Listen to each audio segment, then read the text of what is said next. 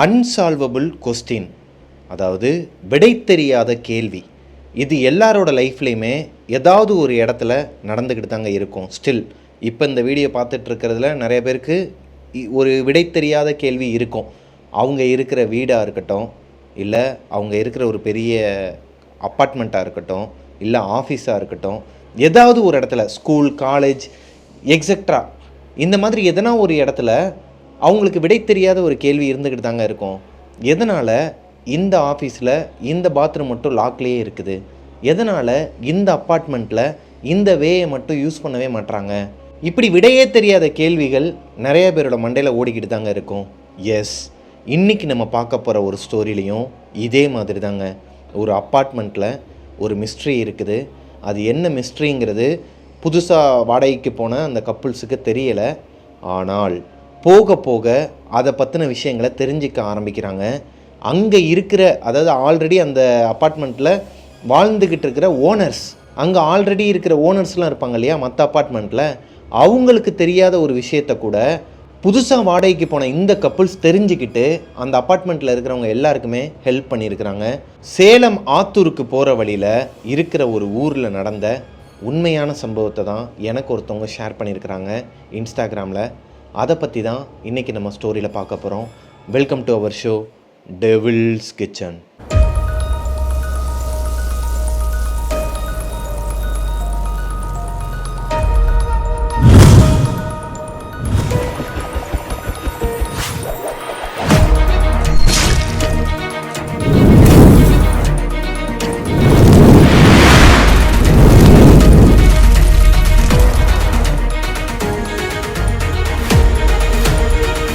Hello ghosties, நான் உங்களோட பிரபாகரன். இன்றைக்கி நம்ம பார்க்க போகிற ஸ்டோரி நடந்த இடம் சேலத்துக்கு பக்கத்தில் ஆத்தூருங்கிற கிராமத்துக்கு போகிற வழியில் இருக்கிற ஒரு ஊரில் நடந்த உண்மையான சம்பவத்தை தாங்க. இதை இன்ஸ்டாகிராமில் எனக்கு பிரதீப்ங்கிற ஒரு நபர் தான் சென்ட் பண்ணியிருந்தார். பிரதீப், ராகவி இவங்க ரெண்டு பேருமே லவ் பண்ணி மேரேஜ் பண்ணிக்கிறாங்க. வீட்டை எதிர்த்துட்டு கல்யாணம் பண்ண காரணத்தினால பிரதீப் அவங்களோட ஒய்ஃப் ராகவியை கூப்பிட்டுட்டு தனி கொடுத்தன வந்துடுறாரு. அதாவது அவங்களோட சொந்த ஊருன்னு பார்த்தீங்கன்னா கிருஷ்ணகிரிக்கு பக்கத்தில் ஒரு கிராமம். அங்கேருந்து கொஞ்சம் தள்ளி இருக்கலாம், சேலத்தில் தான் அவங்க ஒர்க்கும் பண்ணுறதுனால சேலத்துலேருந்து கொஞ்சம் தூரத்தில் வீடு பார்த்தா கொஞ்சம் கம்மியான ரெண்ட்டுக்கும் கிடைக்கும் அப்படின்னு சொல்லி தான் இந்த ஊரில் பார்த்துருக்குறாங்க. அது போக பிரதீப்போட ஃப்ரெண்டு இருக்கிற அதே அப்பார்ட்மெண்ட்டில் தான் பிரதீப் வந்து வீடு பார்த்துருக்கிறாரு. எதுனா ஒத்தாசையாக இருப்பாங்க. ஏன்னா அவங்களோட குடும்பம் வந்து ஒரு கூட்டு குடும்பம். அம்மா, அப்பா, தாத்தா, பாட்டின்னு சொல்லிட்டு ஒரு 7 பேர் இருப்பாங்களாம் அவங்க வீட்டில். ஸோ எதனா ஒரு எமர்ஜென்சினா கூட இவர் வெளியே போயிட்டார்னா அவங்க ஒய்ஃபை பார்த்துக்கிறதுக்கு ஆள் இருப்பாங்க இல்லையா, அதன் அடிப்படையில் தான் ஒரு அப்பார்ட்மெண்ட்டை பார்த்துருக்கிறாரு. அதாவது பிரதீப்போட ஃப்ரெண்டு குமார் இருக்கிற அதே அப்பார்ட்மெண்ட்டில் தான் இவரும் வீடு பார்த்துருக்கிறாரு. 2 BHK. இந்த 2 BHK அப்பார்ட்மெண்ட், இந்த அப்பார்ட்மெண்ட்டோட அமைப்பு எப்படி இருக்குங்கிறத நான் முதல்ல சொல்லிடுறேன்.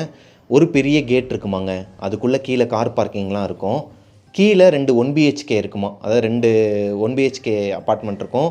மேலே லிஃப்ட்டு போகுமாங்க, லிஃப்ட்டும் ப்ளஸ் ஸ்டெப்ஸும் போகுமா.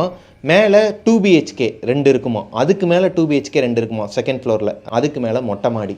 இதுதான் அவங்க அப்பார்ட்மெண்ட்டோட அமைப்புங்க.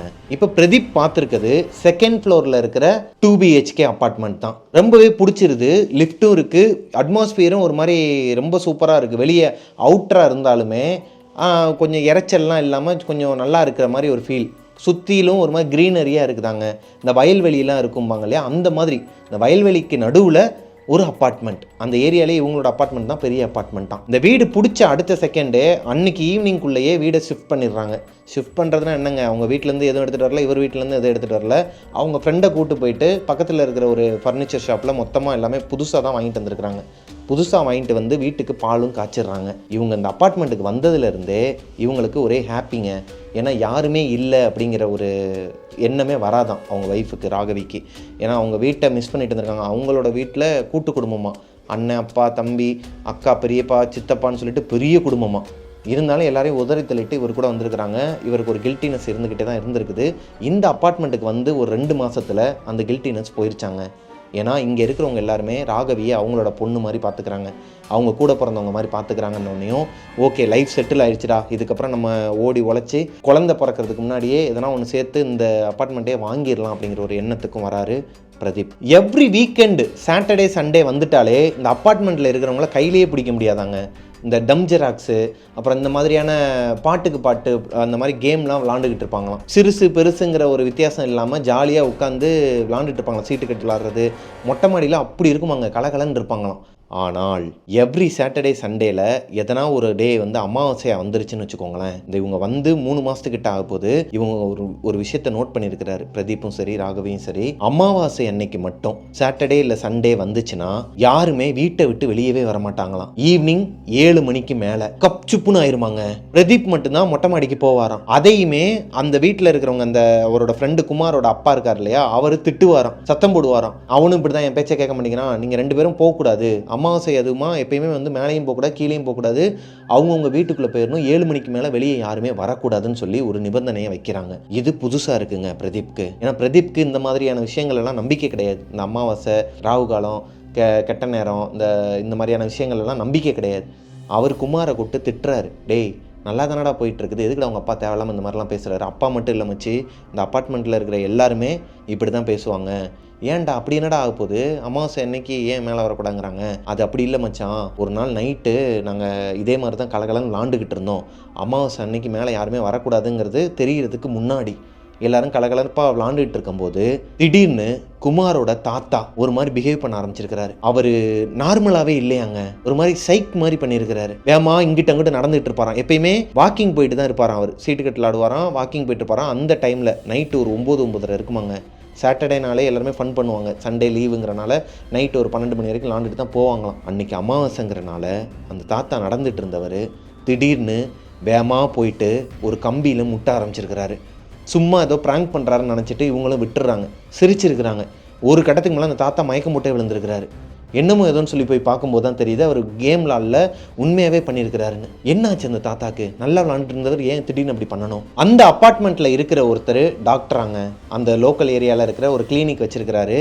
அவர் இந்த அப்பார்ட்மெண்ட்டில் ஓனாக வாங்கிட்டு வந்திருக்காரு. ஓனர் ஃபர்ஸ்ட் ஃப்ளோரில் 2 BHK 2 இருக்குன்னு சொன்னேன் இல்லையா, அதில் ஒன்று தான் அவரோட வீடு. அந்த டாக்டரோட வீட்டில் ஒரு குழந்தை இருக்குதாங்க, 9th ஸ்டாண்டர்ட் படிக்கிறாங்களாம். மயக்கம் போட்ட அந்த தாத்தாவை அந்த டாக்டரே அவரோட வீட்டில் வச்சு அந்த ஃபர்ஸ்ட் எய்ட்லாம் பண்ணி அவருக்கு கொஞ்சம் க்யூர் பண்ணிட்டாராம். ஆனால் அந்த தாத்தா எந்திரிச்ச உடனேயுமே அவருக்கு என்ன நடந்துச்சு, எதனால் தான் மயக்கம் போட்டு விழுந்தோங்கிறதே தெரியாத அளவுக்கு அன்கான்சியஸாக இருந்திருக்கிறார். டாக்டருக்குமே ஒன்றுமே புரியலை, இவர் எதனால் இப்படி ஆக்டிவிட்டி பண்ணணும்.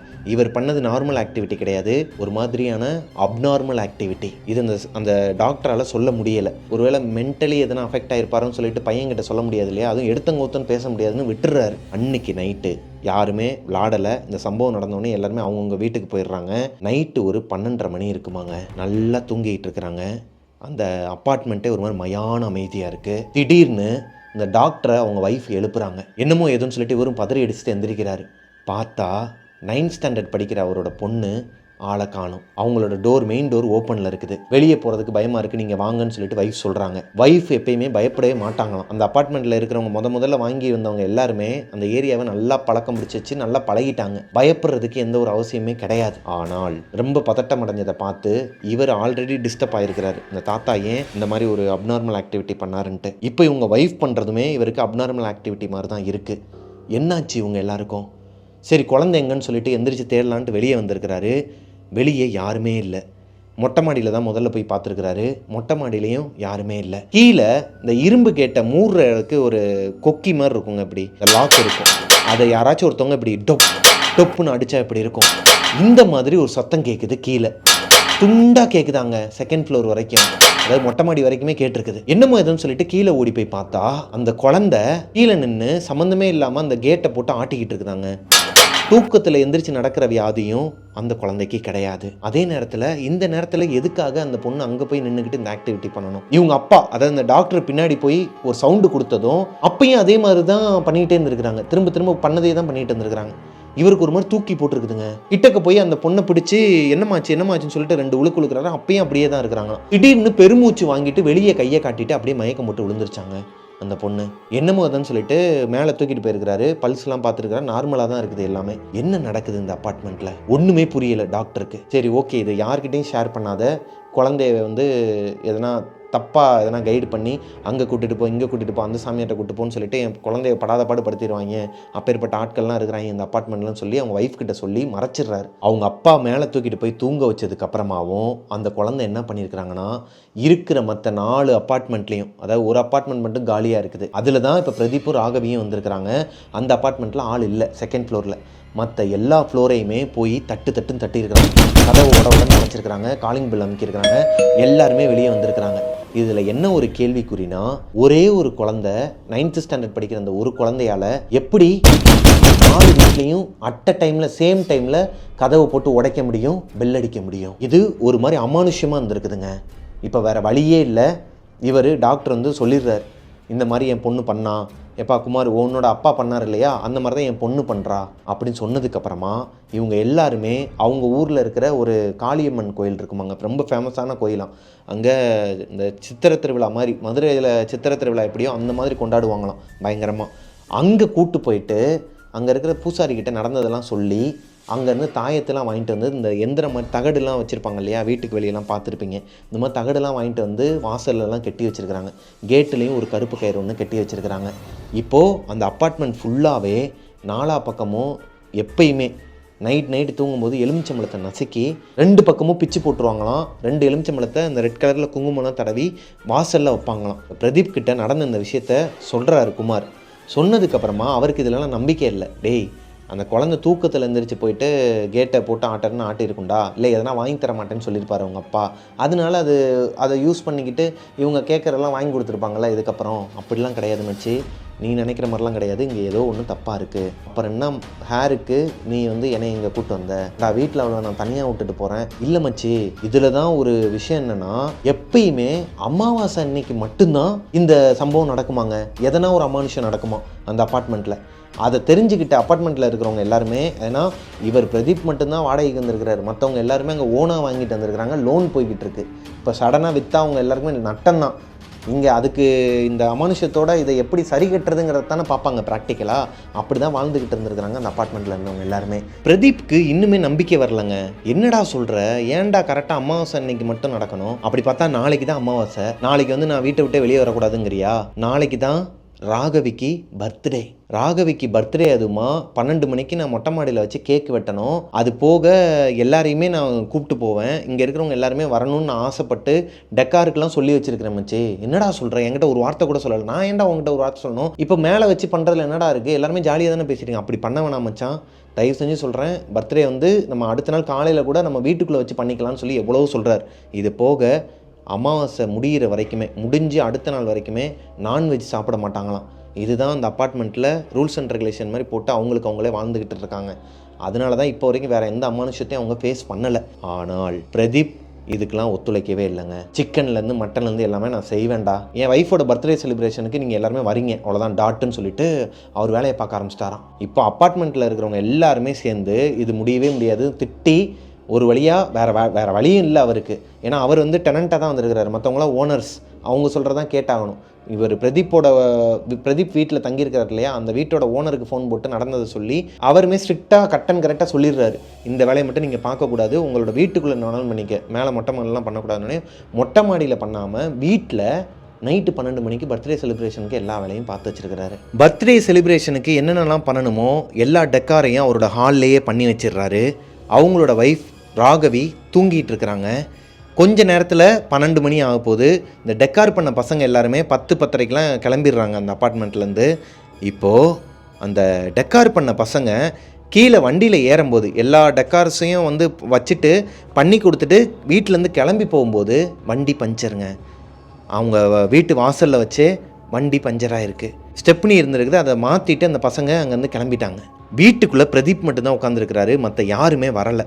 இன்வைட் பண்ணுறாரு, ஒவ்வொருத்தருக்காக ஃபோன் பண்ணுறாரு, யாருமே எடுக்கலை. வாட்ஸ்அப்பில் டபுள் டிக் அடிக்குது, எல்லாருமே இந்த மெசேஜை பார்க்குறாங்க, ஆனால் யாருமே ரெஸ்பான்ஸும் பண்ணலை. செம்ம கடுப்பாயிடுறாரு பிரதீப். இவன் என்னடா சொல்கிறது, நம்ம என்னடா கேட்குறதுன்னு சொல்லிட்டு வீம்புக்கேன்னு மொட்டை மாடியில் போய் கேக்கு வெட்டலாம் அப்படின்னு சொல்லி ராகவியை எழுப்ப போகிறாரு. ராகவியை எழுப்ப போன பிரதீப்க்கு ஒரு ஷாக். ராகவி அவங்களோட பெட்ரூமில் இல்லை. பால்கனியில் போய் பார்க்குறாரு, அங்கேயும் இல்லை. ரெஸ்ட் ரூமை யூஸ் பண்ணுற சவுண்டு கேட்குது, தண்ணி சொட்டுற சவுண்ட்லாம் கேட்குது, தண்ணி கொட்டுற சவுண்ட்லாம் கேட்குது. இதை கேட்டோடனே சரி ஓகே ராகவி உள்ளே தான் இருக்கிறா, வெளியே வரட்டும் சொல்லிட்டு வெயிட் பண்ணிகிட்டு இருக்கிறாரு. 5 நிமிஷமாக வெயிட் பண்ணுறாரு, ராகவி வெளியே வரலை. ராகவின்னு சொல்லிட்டு கூப்பிட்றாரு, ராகவி ரெஸ்பான்ஸும் பண்ணலை. என்னமோ ஏதோன்னு சொல்லிட்டு டோரை ஓப்பன் பண்ணுறாரு, டோர் லாக்லேயே இல்லை, உள்ளுக்குள்ளே ராகவியும் இல்லை. அப்போது அந்த ரெஸ்ட் ரூம்லேருந்து வந்த சத்தம், ஒருவேளை கீழ் வீட்டில் யூஸ் பண்ணுற சத்தமும் மேலே கேட்குமா, மேலே வரைக்கும். ஆனால் இந்த அளவுக்கு கேட்காதே. சரி ஓகே, எங்கே போனா ராகவின்னு சொல்லிட்டு வீடு முழுக்க தேடி இருக்கிறாரு. வீட்டில் எங்கேயுமே இல்லை. மொட்டை மாடியில் ஒரு சத்தம் கேட்குது. வேமா மேலே போகிறாருங்க. ஏன்னா இவங்க தான் செகண்ட் ஃப்ளோருங்கிறனால இவங்களோட ஃப்ளோருக்கு மேலே மொட்டை மாடி. மேலே யாரோ ஒருத்தவங்க நடமாடுற சத்தமும் கேட்குது. ஏதோ ஒரு சத்தம் கேட்டுக்கிட்டே இருக்குதுங்க. வேமா மேலே ஓடி போய் பார்த்தா ராகவி மட்டும்தான் மொட்டை மாடியில் இருக்கிறாங்களாம்.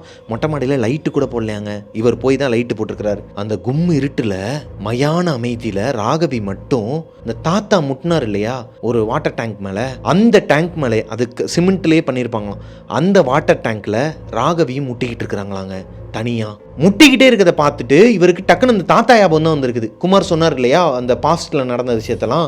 பயந்து போய் ராகவின்னு கத்திக்கிட்டே பின்னாடி போகிறாங்க. ஆனால் ராகவி ஒன்றுமே பேச மாட்டாங்களாம். இவர் கூப்பிட கண்டுக்காமல் அவங்க பாட்டுக்கு முட்டிக்கிட்டே இருக்கிறாங்களாங்க. ஒரு கட்டத்துக்கு மேலே மயக்கம் போட்டு விழுந்துடுறாங்க. இவர் போய் கரெக்டாக பிடிக்குமோ அவங்க மயக்கம் போட்டு விழுந்துடுறாங்க. இப்போது பிரதீப்புக்கு என்ன பண்ணுறதுன்னு தெரியலை. மயக்கம் போட்டு விழுந்துட்டாங்க. அவங்கள தூக்கவும் முடியலை. எப்பயுமே ராகவியை இவர் தூக்கிடுவாராம்.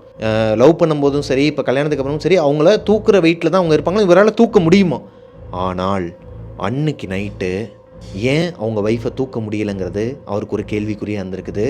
இதுக்கு டைம் இல்லைன்னு சொல்லிட்டு அவரோட ஃப்ரெண்டுக்கு ஃபோன் போட்டிருக்கிறாரு. அவர் ஃப்ரெண்டு ஆல்ரெடி ஃபோன் போட்டு பார்த்தப்போ எடுக்கலை, இப்பையும் எடுக்கலை. வேற வழியே இல்லாமல் கீழே ஓடி போயிருக்கிறாரு. அவர் குமாரோட வீட்டுக்கு வெளியே போய் காலிங் பெல் அமுக்கிறாரு, கதவை போட்டு உடனே உடைக்கிறார். ஒரு கட்டத்துக்கு மேலே குமாரும் வெளியே வந்திருக்கிறாரு. இந்த மாதிரி நடந்ததெல்லாம் சொல்கிறார். டேய் மயக்கம் போட்டு விழுந்துட்டாடா வாடான்னு சொல்லும்போது அவங்க வீட்டில் இருக்கிறவங்க யாருமே குமாரை விட மாட்டாங்க. சொன்னா கேளு பெசாமருன்னு சொல்லும்போது பிரதீப்போட நிலைமையை தெரிஞ்சுக்கிட்டு அவரோட ஃப்ரெண்டு குமார் அவரோட வீட்டை எதிர்த்துட்டு அவர் கூட மொட்டை மாடிக்கு போகிறாருங்க. மொட்டை மாடிக்கு போய் பார்த்தா ராகவி இல்லை. எங்கே போனாங்கன்னு சொல்லிட்டு தேடிக்கிட்டு இருக்கும்போது தான் ஒரு ஃப்ராக்ஷன் ஆஃப் த செகண்டாங்க இவங்க மட்டும் மேலே போய் பார்க்கலன்னா அன்னைக்கே ராகவி அந்த வாட்டர் டேங்க்லேருந்து குதிச்சு இறந்துருப்பாங்களாம். இவங்க மொட்டை மாடிக்கு மேலே இன்னொரு பெரிய வாட்டர் டேங்க் தொட்டி இருக்குமாங்க சிமெண்ட்டில். அதில் ஒரு இரும்பு லேடர் ஒன்று இருக்குமா. இந்த லேடரில் ஏறி மேலேருந்து குதிக்கிறதுக்கு ட்ரை பண்ணியிருக்கிறாங்க ராகவி. இவங்க மட்டும் போகலைன்னா அன்றைக்கி என்ன வேணாலும் நடந்திருக்குமாங்க. அவங்க கண்டிப்பாக குதிச்சிருப்பாங்களாம். அவங்க தன்னிலை அறியாமல் இருந்திருக்கிறாங்க. ஏதோ ஒரு மாதிரி இருந்திருக்கிறாங்க. சொல்லப்போனால் ஒரு மாதிரி அப்நார்மல் ஆக்டிவிட்டி பண்ணியிருக்கிறாங்க. இப்போது மேலே போய் ஒரு அரைஞ்சோனையும் அவங்க மயக்கம் போட்டு விழுந்துடுறாங்க. அவங்கள தூக்கிட்டு வராங்க. 2 பேரும் சேர்ந்து கீழே தூக்கிட்டு வராங்க.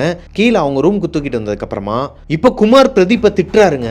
நான் தான் படித்து சொன்னேனடா அமாவாசை அதுவும் அது வேணாம், இப்போ கண்டிப்பாக எதனா ஒன்று நடக்கும், நான் சொன்னதை நீ நம்ப மாட்டேன்னு. இப்போ பார்த்தியா லைவாக பார்த்தியா, எதுக்குடா அவன் முன்னாடி போய் அன்டைமில் அந்த வாட்டர் டேங்கில் முட்டிக்கிட்டு இருக்கணும், எதுக்குடா மேலே ஏறி கீழே குதிக்கிறதுக்கு ட்ரை பண்ணணும், என்னடா நடக்குது இங்கேன்னு சொல்லிட்டு பிரதீப் இப்போ தான் நம்புறாரு. என்ன தான்டா நடக்குது அப்படி, இதெல்லாம் உண்மையாடா, ஏன்டா இதெல்லாம் நடக்குது, ஏன்டா அமாவாசை எதுவுமா மட்டும் நடக்கணும், அது தெரில மச்சான், அது நாங்கள் தெரிஞ்சுக்கவும் விரும்பலை, எல்லாருமே சொந்தமாக வீடு வாங்கி வந்திருக்கிறோம், இங்கே எப்படி சர்வை பண்ணணுங்கிறத தான் நாங்கள் பார்த்துக்கிட்டு இருக்கோம் அப்படிங்கிற மாதிரி சொல்லியிருக்கிறாரு. டேய் எப்படி வாழணுங்கிறத பார்த்து போகிறீங்க அதெல்லாம் சரிதான், ஆனால் இது எதனால் நடந்துச்சு ஏன் நடக்குதுங்கிறதெல்லாம் தெரிஞ்சுக்க வேணாமாடா, இன்னும் நீ அடங்க மாட்டல, அந்த பிள்ளைக்கு முதல்ல என்னாச்சுன்னு பாரு, எதனாலும் காலையில் பேசிக்கலாம்னு சொல்லிட்டு குமார் அவரோட வீட்டிலேருந்து கிளம்ப போகும்போது ராகவி எந்திரிக்கிறாங்க. எந்திரிச்சவங்க எதுவுமே நடக்காத மாதிரி பிஹேவ் பண்ணுறாங்களாங்க. என்ன பிரதீப், கேக்லாம் வெட்டலாமா, சர்ப்ரைஸா, என்ன குமார் வரமாட்டேன்னு சொன்னீங்களாமே ஆனால் வந்துட்டீங்க, என்னண்ணே வெட்டலாமா, எல்லோரும் வந்துட்டாங்களா அப்படிங்கிற மாதிரி கேஷுவலாக கேட்குறாங்க. இவங்க 2 பேருக்கும் ஒன்றுமே புரியலையாங்க. என்னடா அது இவ்வளோ நடந்திருக்குது, கேஷுவலாக பேசுகிறாங்களேன்னு சொல்லிட்டு இவங்க 2 பேருக்கும் ரொம்ப பக்குன்னு இருந்திருக்குதுங்க. பிரதீப்போட ஒய்ஃப் ராகவிக்கு நடந்ததை குமாரும் பிரதீப்பும் மறைச்சிடுறாங்க. ஆமாம் அந்த கேக்கு தாம்மா வெட்ட போகிறோம் எந்திரிமான்னு சொல்லிட்டு குமார் சிரிச்சுக்கிட்டே பேசியிருக்கிறார். மற்றவங்களாம் யாரும் வரமாட்டேன்னு சொல்லிட்டாங்கம்மா, நீ வாமா நம்ம கேக் கட் பண்ணிடலாம், காலையில் பார்த்துக்கலாமா, காலையில் எல்லாருக்கும் கொடுத்துக்கலாம் அப்படிங்கிற மாதிரி சொல்லி சமாளிக்கிறார். பிரதீப் முகத்தில் காட்டுறாரு. குமார் என்ன சொல்கிறான்னா, சொல்லாதடா, எதுவும் சொல்லாத, எதுவுமே நடந்த மாதிரி காட்டிக்காத, தேவையில்லாத இது ஒன்றுன்னு சொல்லிட்டு சமாளிச்சிடுறாங்க. பிரதீப்பும் அவங்களோட ஒய்ஃபை சமாளிக்கிறாருங்க ராகவியை. கேக் வெட்ட போகும்போது அவங்க தலைவலிக்கிற மாதிரி இருக்குது பிரதீப் அப்படின்னு சொல்லி தொட்டு பார்க்கும்போது தான் தெரியுது இந்த இடத்துல லைட்டாக புடச்சிருக்குது, வீங்குனா இருக்கும் இல்லையா, தொட்டாலே வலிக்குது. என்னாச்சுடா, தலையில் எதனா கொண்டே அடிச்சியா, எனக்கும் ஒரு மாதிரி மயக்கத்துலேருந்து எந்திரிச்ச மாதிரியே இருக்குது, ஹெட்டேக்காக இருக்குது பிரதீப், என்னாச்சு எனக்கு உண்மையை சொல்லுன்னு சொல்லி கேட்டிருக்கிறாங்க. இப்போ பிரதீப்பால் மறைக்க முடியலைங்க அவங்க ஒய்ஃப் கிட்ட. அவர் ஓப்பன் டைப், எதுனாலும் சொல்லிடுவார். ஸோ அவங்க ஒய்ஃப் கிட்ட நடந்தது எல்லாத்தையுமே கன்வே பண்ணுறாரு. இங்கே பாரு நான் சொல்கிறத நீ கவனமாக கேளு, தயவு செஞ்சு பயப்படாத, பேனிக் ஆகாமல் கேளு. நடந்தது எல்லாத்தையுமே ராகவி கிட்ட சொன்னதுக்கப்புறமா ராகவி அழுக ஆரம்பிக்கிறாங்க. என்னடா சொல்கிற, அப்போ இவங்க சொல்கிறது எல்லாமே உண்மைதானா, அந்த அப்பார்ட்மெண்ட்டில் ஏதோ ஒரு அமானுஷ்யம் இருக்குதா, நம்ம தான் தேவையில்லாமல் வந்து மாட்டிக்கிட்டோமா அப்படி இப்படின்னு சொல்லிட்டு ரொம்ப ஒரு மாதிரி ஏங்கி அழுக ஆரம்பிச்சிருக்கிறாங்க. இப்போ பிரதீப் வந்து அவங்கள கண்ட்ரோல் பண்ணுறாரு. இருந்தாலும் இவர் குமார் என்ன சொல்கிறாருன்னா, சரி நீங்கள் 2 பேரும் பேசாமல் படுத்து தூங்குங்க, எதுனாலும் காலையில் பேசிக்கலாம், நான் கீழே போகிறேன்னு சொல்லிட்டு அவரோட வீட்டுக்கும் போயிடுறாருங்க. இப்போது இவங்கள காம் டவுன் பண்ணி நைட்டு சாப்பிடக்கூட இல்லை ராகவி, அவங்களுக்கு கொஞ்சம் சாப்பாடு கொடுத்து சாப்பிட வச்சு படுத்து தூங்க வச்சதுக்கப்புறமா 2 மணி இருக்குமாங்க. பிரதீப்பும் நல்லா தூங்கிட்டு இருக்கிறாரு. இந்த மாதிரி ஒரு சத்தம் கேட்குது. இது என்ன சத்தம்னா, இந்த டாக்டரோட கதையில் சொன்னாங்க இல்லையா, அதாவது அவங்களோட பாஸ்ட்டில் சொன்னாங்க இல்லையா, அந்த கேட்டை போட்டு டொக்கு டொக்கு டொக்கு டொக்குன்னு 3 நாள் ஒரு சத்தம் கேட்கணும். இந்த சத்தம் கீழே கேட்குது, அது மேலே வரைக்கும் கேட்குது. இவரோட வீட்டுக்கு, இவரோட பெட்ரூம்குள்ளே கேட்டிருக்குது. யார்? பிரதீப்க்கு. அந்த சத்தத்தில் டக்குன்னு முழிச்சவர் டிஸ்டர்ப் ஆகி பக்கத்தில் பார்த்தா அவங்க ஒய்ஃப் ராகவியை காணோம். எந்திரிச்சு ஓடி இருக்கிறாருங்க. மெயின் டோரும் ஓப்பனில் தான் இருக்குது. வேமா கீழே ஓடி போயிருக்கிறாரு. ஓடி போய் பார்த்தா யாருமே இல்லையாங்க. இந்த கேட்டு மட்டும் காற்றுல இப்படி டொப்பு டொப்பு டொப்புன்னு விழுந்தா எப்படி இருக்கும், காற்றுல எப்படிங்க ஒரு தடவை விழுந்தா பரவாயில்ல, அதை யாரோ ஒருத்தவங்க தூக்கி தூக்கி இப்படி போட்டால் எப்படி இருக்கும், அந்த மாதிரி டொப்பு டொப்பு டொப்புன்னு சவுண்டு கேட்டுக்கிட்டே இருந்திருக்குது. யாரோ ஒருத்தவங்க அதை ஆக்டிவேட் பண்ணிகிட்டு இருக்கிறாங்க. ஆனால் அங்கே யாருமே இல்லை. இதை பார்த்ததுமே பிரதீப்புக்கு ஒரு மாதிரி தூக்கி போடுது. இந்நேரத்தில் அவர் பயப்படுறது என்னன்னா, அவரோட ஒய்ஃப் ராகவி எங்கே, அவங்கள அங்கே அந்த அப்பார்ட்மெண்ட் ஃபுல்லாக தேடி பார்த்துருக்கிறாரு, எங்கேயுமே இல்லை. பயந்து போய் மறுபடியும் குமார்கிட்ட போய் சொல்கிறாரு, கதவை தட்டுறாரு. குமார் எந்திரிக்கல, அவங்க அப்பா தான் வராரு, குமாரை கூப்பிடுங்க அங்கிள்னு சொல்கிறாரு. அவர் கூப்பிட மாட்டேங்கிறாரு. அவங்க அப்பாவை கொஞ்சம் கூட மதிக்காமல் நேராக அவர் வீட்டுக்குள்ளே போயிடுறாருங்க. குமார் அவரோட ரூமுக்கு வெளியே போயிட்டு கதவை போட்டு உடனே உடச்சிருக்கிறாரு. குமார் வந்துடுறாரு. நடந்தது எல்லாத்தையும் சொன்னதுக்கப்புறமா, ஏன்டா அப்படி பண்ணுற, நான் என்னடா பண்ணுறது, எல்லாமே முடிஞ்சிருச்சுன்னு தான் நினச்சி நான் தூங்கிட்டு இருந்தேன், திடீர்னு பார்த்தா இந்த மாதிரி நடக்குது. இப்போ 2 பேருமே சேர்ந்து தேட ஆரம்பிச்சிருக்கிறாங்க. அவங்க அப்பார்ட்மெண்ட் முழுக்க தேடியும் ராகவி இல்லை. பயந்து போய் இவரோட பைக்கை எடுத்துக்கிட்டு அக்கம் பக்கத்துலலாம் தேட ஆரம்பிக்கிறாங்க.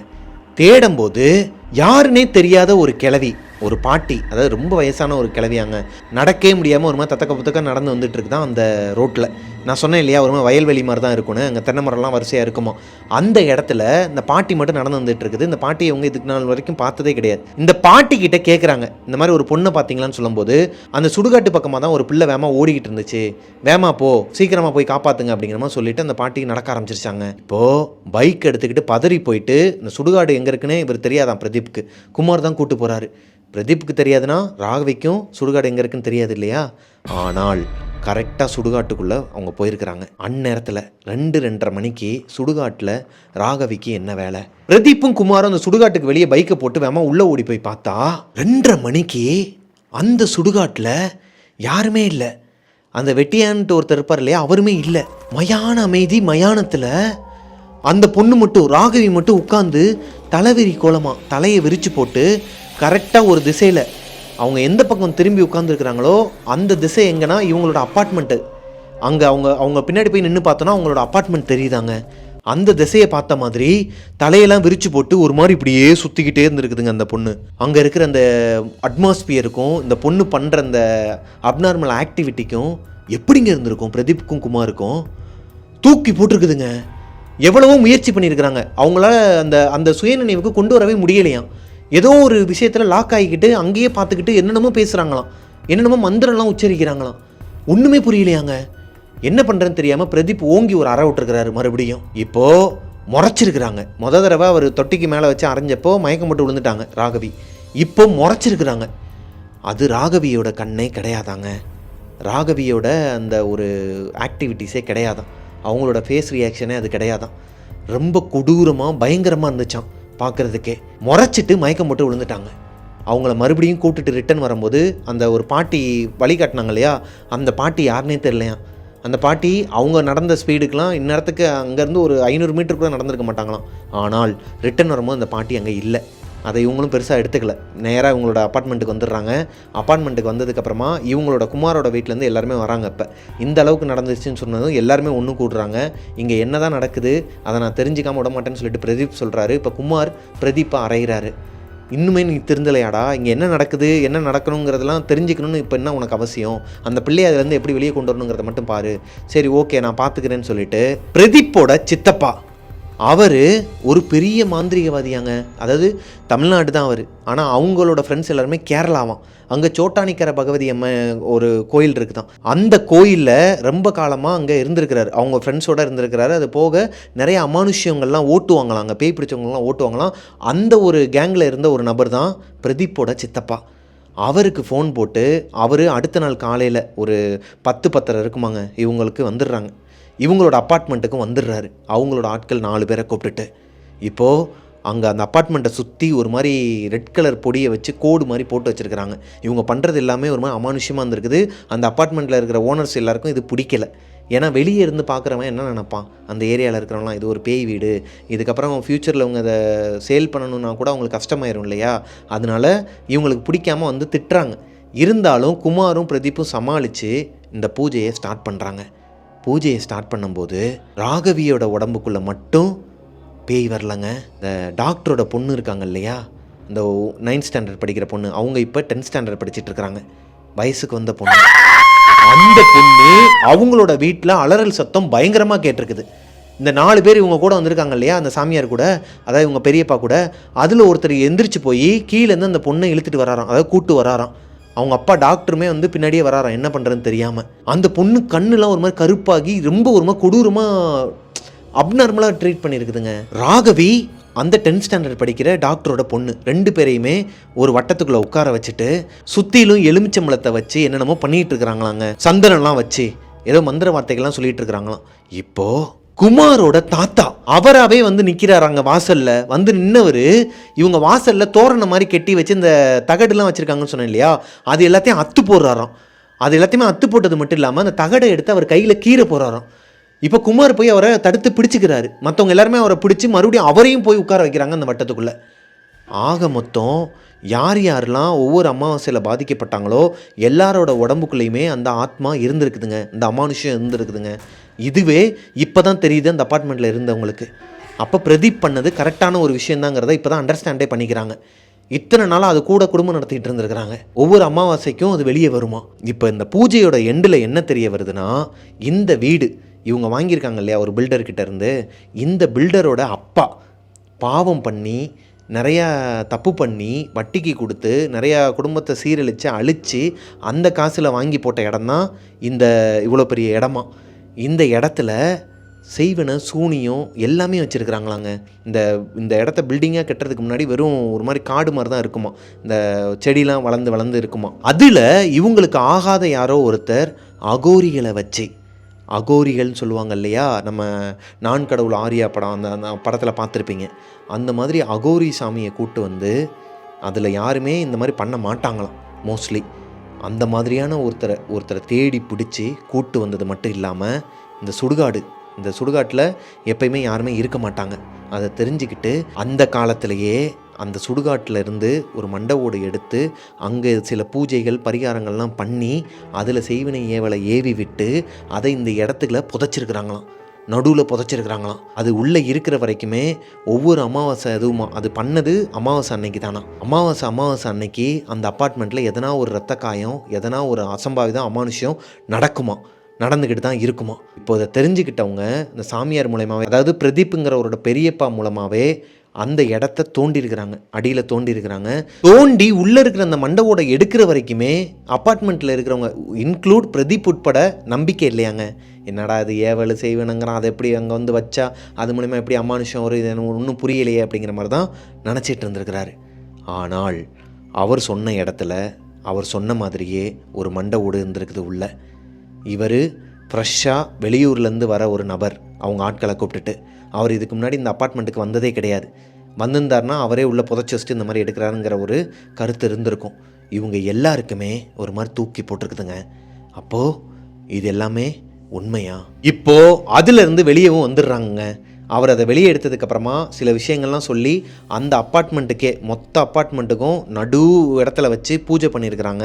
வெளியே வச்சு ஒரு பூஜை பண்ணியிருக்கிறாங்க, மொட்டை மாடியில் வச்சு பூஜை பண்ணியிருக்கிறாங்க. 6 அப்பார்ட்மெண்ட்டுக்கு உள்ளேயும் வச்சு கணபதி ஹோமம்லேருந்து எல்லாம் பண்ணியிருக்கிறாங்க. இது எல்லாம் பண்ணதுக்கப்புறமாவும் அவர் கொடுத்த ஒரு தாயத்தும் ஒரு ஆணி, இந்த ஆணி வந்து அவங்களோட நிலவாசலில் எல்லாரோட நிலவாசல்லையும் கட்டி வச்சுருப்பாங்களாங்க. இது பண்ணதுக்கப்புறமா தான் அடுத்து ஒரு மாதத்துக்கு அவங்க எந்த ஒரு அமானுஷ்யமோ எந்த ஒரு அசம்பாவிதமும் நடக்காமல் இருந்திருக்கிறாங்க. அது போக அடுத்து ஸ்டேபிளாக நார்மலாக ரன் ஆக ஆரம்பிச்சிருக்குது. பிரதீப் அவர் ஆசைப்பட்ட மாதிரியே அவர் இருந்த அந்த அப்பார்ட்மெண்ட்டை விலைக்கும் வாங்கிடுறாரு. இப்போது அந்த அப்பார்ட்மெண்ட்டில் தான் பிரதீப், ராகவி, அவங்களோட குழந்தை வருண்கிற பையனும் வாழ்ந்துக்கிட்டு இருக்கிறாங்க. இந்த ஸ்டோரியை பிரதீப் என்கிட்ட சொன்னதை நான் அப்படியே என்னோடய நரேஷனில் உங்ககிட்ட நான் ஒப்படைச்சிட்டேன். ஆக்சுவலாக அவரோட பேர் பிரதீப், ராகவி, அப்புறம் அருண்லாம் கிடையாதுங்க, குமார்லாம் கிடையாது. இது எல்லாமே என்னோடய கற்பனை பெயர்கள் தான்.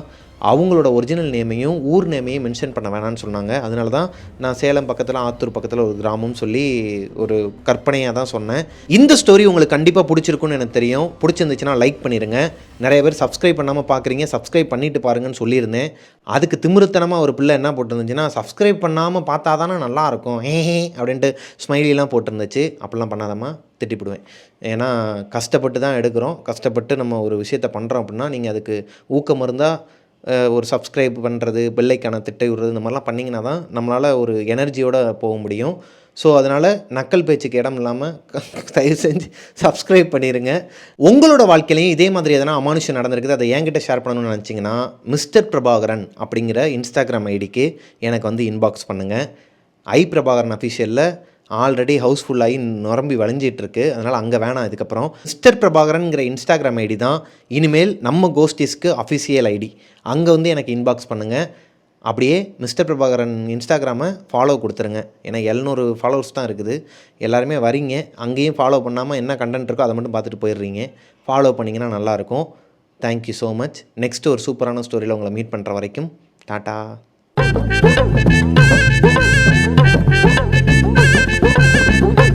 இந்த ஸ்டோரியிலேருந்து உங்களுக்கு என்ன தோணுதுங்கிறத கீழே கமெண்ட்டில் சொல்லுங்கள். ஏன்னா இந்த ஸ்டோரியிலேருந்து எனக்கு என்ன தோணுதுன்னா, அந்த பாட்டி யார், சம்மந்தமே இல்லாமல் அந்த பாட்டியை எதுக்காக இவர் பார்க்கணும், அதாவது சம்மந்தமே இல்லாமல் அந்த பாட்டி எதுக்காக அந்த இடத்துல வரணும், அந்த பாட்டி எதுக்கு முன்னாடி அந்த ஏரியாவில் பார்த்ததே இல்லைன்னு குமாரே சொல்கிறார். ஏன்னா பிரதீப்க்கு முன்னாடி குமார் தான் அந்த ஏரியாலே இருந்துகிட்ருக்கார் 2-3 வருஷமாக. அப்படி இருக்கும் பட்சத்தில் அந்த பாட்டி யாருங்கிறது எனக்கு தெரில. இதே மாதிரி உங்களுக்கு எதனா டவுட் இருந்துச்சு அப்படின்னா கீழே கமெண்ட்டில் பிரதீப் அதாவது பிரதீப்புங்கிறவரை மென்ஷன் பண்ணியே போடுங்க. ஏன்னா இதுக்கப்புறம் எல்லாமே அப்படி தான் பண்ண போகிறேன். அவங்க சொல்கிற ஸ்டோரியை நான் என்னோடய நரேஷனில் உங்ககிட்ட ஒப்படைச்சிட்றேன். அது ஜாலியாக இருக்குது, அதாவது என்டர்டெயின்மெண்ட்டாக இருக்குது, சூப்பராக பயங்கரமாக இருக்குது. அதே நேரத்தில் உருட்டே அப்படின்ட்டுலாம் போடுறீங்க இல்லையா, அதனால் எனக்கும் அந்த டவுட்ஸ்லாம் இருக்கும். இருந்தாலும் இது ஒரு என்டர்டெயின்மெண்ட்டை தான் நம்ம போடுறோம். அதை ஒரு இதாகத்தான் நீங்கள் கேட்குறீங்க. அது எதாப்பா தம்பி, ஒரு ஹாரர் எக்ஸ்பீரியன்ஸ்க்காக தான் நீங்களும் கேட்குறீங்க. அது சிலர் மட்டும்தான் அந்த மாதிரி கமெண்ட் பண்ணுறது இதெல்லாம் வச்சுக்கோங்களேன். இருந்தாலும் பொதுவாக சொல்கிறேன். அந்த மாதிரி நீங்கள் பார்க்கும்போது நமக்கு இருக்கிற டவுட்ஸை நம்மளும் ஷேர் பண்ணிக்கலாம். கதையை சொன்னவங்களும் இந்த ஸ்டோரியை பார்த்துக்கிட்டு தான் இருப்பாங்க. ஸோ அவங்களும் அதுக்கேற்ற மாதிரி என்கிட்ட வந்து சொன்னாங்கன்னா அதை நான் அடுத்த ஸ்டோரியில் உங்ககிட்ட சொல்லிடுறேன். ஓகே, டன், பாய். பிரதீப், ராகவி இவங்க 2 பேருமே லவ் மேரேஜ் பண்ணி கல்யாணம் பண்ணிக்கிறாங்க.